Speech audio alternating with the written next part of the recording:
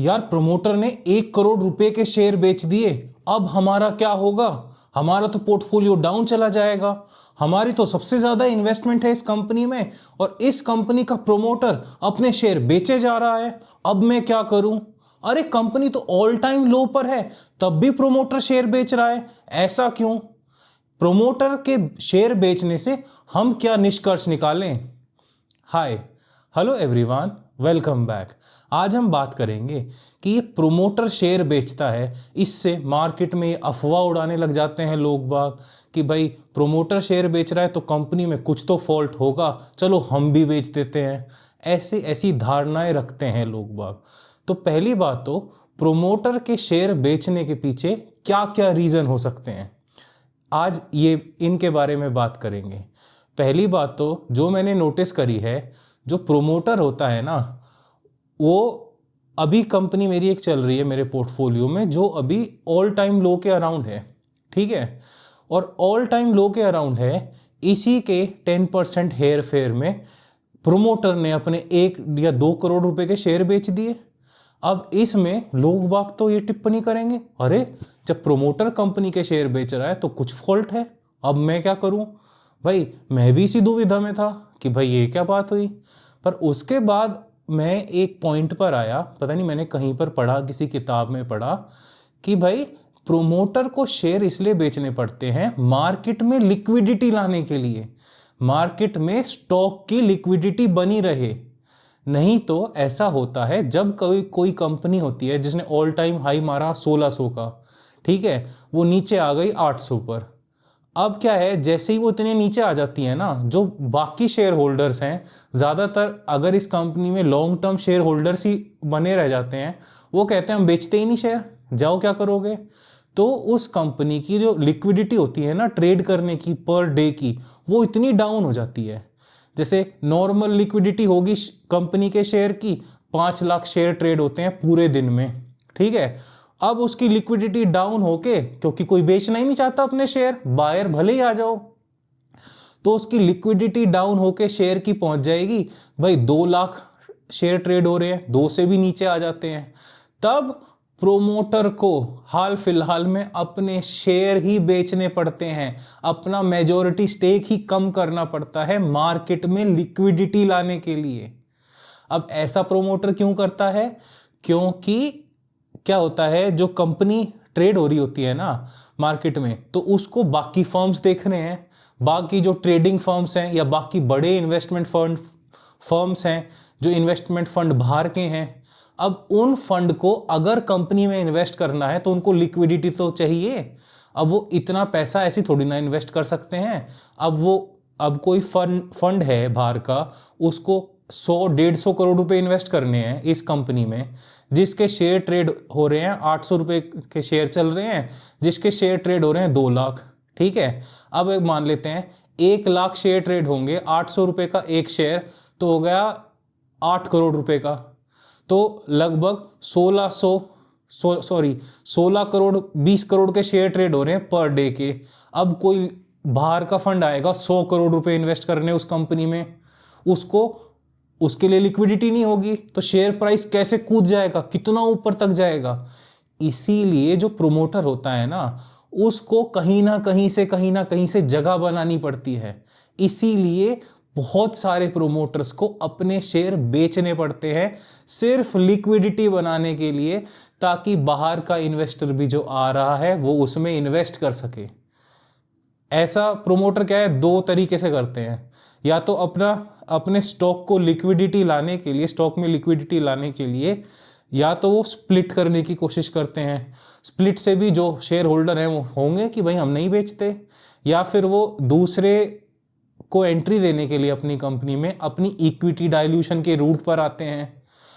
पर ऐसे ही जो कि बिलियनियर प्रोमोटर हैं, जो इतनी बड़ी बड़ी कंपनियां इतने साल से संभाल रहे हैं, वो ऐसे चक्कर में नहीं पड़ते, क्योंकि उनको पता है अगर वो इक्विटी डाइल्यूट करने लग जाएंगे तो जनता सवाल उठाएगी, और उसके बाद क्या है, जो इक्विटी डाइल्यूशन जिसकी कंपनी की वजह से होगी, हो सकता है वो कंपनी वाला कह दे कि नहीं मुझे नहीं करना, मैं तो वापस फेंक के जा रहा हूँ, तब वो इक्विटी तो डाइल्यूट हो जाएगी। इससे क्या है, जनता को, लॉन्ग टर्म शेयर होल्डर्स को थोड़ा रॉन्ग मैसेज जाता है। इसीलिए प्रोमोटर्स ज़्यादातर कभी कभार क्या है, अपने कंपनी में लिक्विडिटी लाने के लिए, अपने ट्रेडेड शेयर्स में लिक्विडिटी लाने के लिए अपने शेयर्स बेचते हैं।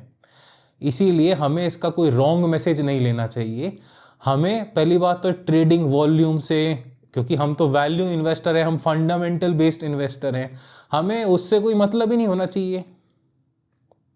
हमें मतलब होना चाहिए कि हमारी कंपनी के कैश फ्लोज कैसे हैं, हमारी कंपनी कैसा पैसा कमा रही है, हमारी मैनेजमेंट रिपोर्ट क्या है, और जितने प्राइस पर हमने बाय किया है वो हमें मार्जिन ऑफ सेफ्टी पर मिल रहा है कि नहीं। अगर हमारे ये क्राइटेरिया पूरे हो रहे हैं तब हमें कोई लेना देना नहीं कि भाई प्रोमोटर कब बेच रहा है, प्रोमोटर कब नहीं बेच रहा, क्योंकि हमें मैनेजमेंट पर पूरा भरोसा है। ठीक है, प्रोमोटर बेचेगा, प्रोमोटर की तो अपनी नीड्स भी हो सकती हैं भाई। किसी प्रोमोटर को अपनी बेटी की शादी करनी है, या किसी प्रोमोटर के कोई खर्चे आ गए, हाँ, और उसको दिख रहा है कि 1-2 करोड़ रुपए के शेयर हैं, ये बेच के मेरे खर्चे पूरे हो जाएंगे। अब प्रोमोटर के पास पड़े हैं 100 करोड़ शेयर हैं, 100 करोड़ रुपए के नहीं, 100 करोड़ शेयर। 100 करोड़ शेयर का मतलब हो गया कि प्रोमोटर के पास है 7 से 8 हजार करोड़ रुपए के शेयर। ठीक है, उसमें से उसने 2 करोड़ रुपए के शेयर बेच दिए सिर्फ मार्केट में लिक्विडिटी लाने के लिए। इससे हम क्या निष्कर्ष निकालेंगे?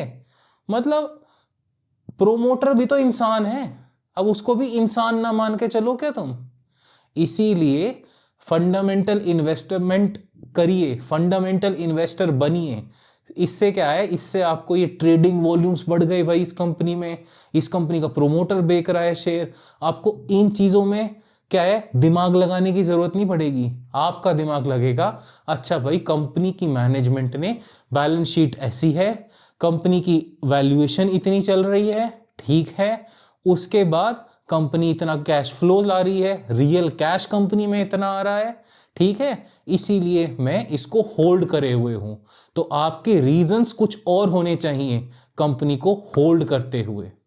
एक मैं विजय केडिया जी की फेमस कमेंट्री सुन रहा था, वो कह रहे थे कि इन शेयर्स के ऊपर ही, कि जब शेयर कोई 10% डाउन होता है, 20% डाउन होता है, तो रिटेल ट्रेडर्स ना तितर बितर होके भागते हैं। अरे यार, मैंने 10 लाख रुपए इन्वेस्ट कर रखे थे इस कंपनी में, ये 20% डाउन हो गया, अब मेरी इन्वेस्टमेंट तो 8 लाख की रह गई, अब मेरा क्या होगा? इसमें विजय केडिया जी कंपेयर करते हैं, ए भगवान, तुम अपने 10 से 20% का फ्लक्चुएशन हैंडल नहीं कर पाते, और वहीं जो प्रोमोटर्स होते हैं, आप उनकी तो सोचिए, वो कितनी कितनी फ्लक्चुएशंस हैंडल करते हैं। एक जो प्रोमोटर होता है कंपनी का, उसके पास कंपनी के शेयर हैं मतलब अगर कंपनी 15,000 करोड़ की है तो उसके खुद के शेयर्स की वैल्यू है 7,500 करोड़। ठीक है, अब वो 7,500 करोड़ उसकी कंपनी के शेयर की वैल्यू है। उसके बाद ये तो मेरे पास ही एग्जांपल है, एक मेरे पास कंपनी है नैटको फार्मा नाम से, ठीक है, नो रिकमेंडेशंस, पर उस कंपनी का हाई था, ऑल टाइम हाई था 1600 के आसपास। ठीक है, अभी वो चल रही है 800 के अराउंड। ठीक है, अब 800 के अराउंड चल रही है, 1600 के आसपास उस कंपनी का मार्केट कैप हुआ करता था ऑलमोस्ट 30,000 करोड़ रुपीस। ठीक है, जब 30,000 करोड़ रुपए उसका मार्केट कैप हुआ करता था, तब उसका जो प्रोमोटर था, उसके प्रोमोटर की ऑलमोस्ट 50% होल्डिंग है, तब प्रोमोटर की नेटवर्थ होगी total 50% holding of a 30,000 crore company, तब प्रोमोटर की होल्डिंग हो, तब प्रोमोटर की नेटवर्थ होगी 15,000 करोड़ रुपीस की। ठीक है, अभी उस कंपनी के शेयर फ्लक्चुएट होकर, मार्केट के तो बुरे हाल है, कभी भी क्या है, जो कोई भी कंपनी होती है उसको फेंक के मारती है नीचे। हाँ, मार्केट थोड़ी ना देखती है कि भाई कंपनी अच्छी है, फंडामेंटल अच्छे हैं। तो भाई वो कंपनी 1600 रुपए से उसका शेयर गिर के आ गया 800 रुपए पर। अब उस प्रोमोटर का नेटवर्थ हो गया आधा। उस प्रोमोटर का तो अगर वो देखेगा नेटवर्थ में उसका पिछले 2 साल में लॉस हो गया 7,500 करोड़ रुपए का। अब वो प्रोमोटर क्या करे? ठीक है, उसका बेचारे का लॉस हुआ है 7,500 करोड़ रुपए का, और वो कंपनी का ओनर है, वो कंपनी चला रहा है। ठीक है, अब क्या है, आप उसके हिसाब से सोचिए ना। वो तो नहीं डर रहा, वो तो अपनी कंपनी चलाता रहेगा आराम से। उसको तो पता है बिजनेस कैसे करते हैं, व्यापार कैसे करते हैं, कि मार्केट में वैल्यू तो ऊपर नीचे होती रहती है। वो अपना एज अ ओनर चला रहा है कंपनी को। पर आपने 10 लाख रुपए अगर इन्वेस्ट करे होंगे उसी कंपनी में 1600 रुपए पर, वो भाई कंपनी के शेयर अब नीचे आ गए, अब आपकी तो हालत बुरी। ठीक है, अरे मुझे तो 5 लाख का नुकसान हो रहा है, ये कैसा प्रोमोटर है, ये शेयर प्राइस को इन्फ्लेट करके नहीं रख सकता। उस प्रोमोटर की क्या हालत होगी, उसका तो नेटवर्थ में लॉस 7,500 करोड़ दिखा रहा है। इसीलिए मैं कहूंगा कि क्या है, ये जो कंपनी में आप इन्वेस्ट करते हैं उसको एज अ रेंटर ना रहिए। ठीक है, उसको एज अ ओनर माइंडसेट से ओन कीजिए कंपनी को। अब वो कंपनी का ओनर जो है वो कोई ये थोड़ी ना देखेगा कि भाई मुझे 7,500 करोड़ का लॉस हो गया। वो ठीक है दिमाग में एक तरफ रहेगा, पर वो तो बाद में अपना बिजनेस चलाने जाएगा, अपनी कंपनी को बढ़ाने जाएगा, क्योंकि उसको पता है ये फ्लक्चुएशन 1 से 2 साल की रहेगी, उसके बाद ये कंपनी वापस ऊपर आ जानी है, फिर कहेगा वापस मेरी नेटवर्थ बढ़ जाएगी। ठीक है, अब प्रोमोटर कहेगा बिलियनियर तो मैं अभी भी हूं, मुझे क्या दिक्कत है, मैं फिर वापस ऊपर आ जाएगी नेटवर्थ। इसीलिए मैं कहता हूं रेंट मत कीजिए स्टॉक्स को, ओन कीजिए। इन्वेस्टमेंट करते हुए हमारा मेन टारगेट रहता है किसी तरह अपनी इन्वेस्टमेंट्स को लॉन्ग टर्म बनाने का, किसी तरह अपने होल्डिंग पीरियड को लॉन्ग टर्म बनाने का। ठीक है, इसीलिए हम स्टॉक रिकमेंडेशंस पर नहीं जाते, हम खुद की रिसर्च करते हैं। इसके बारे में और जानने के लिए मेरी ये डिटेल्ड वीडियो देखना ना भूलें। इसमें मैंने बता रखा है कैसे स्टॉक रिकमेंडेशंस जो होते हैं ना, वो बस मोमेंटम को चेज करते हैं, और वो बस शॉर्ट टर्म ही टारगेट और स्टॉप लॉसेस बताते हैं, जो कि हमें कतई नहीं करने। धन्यवाद।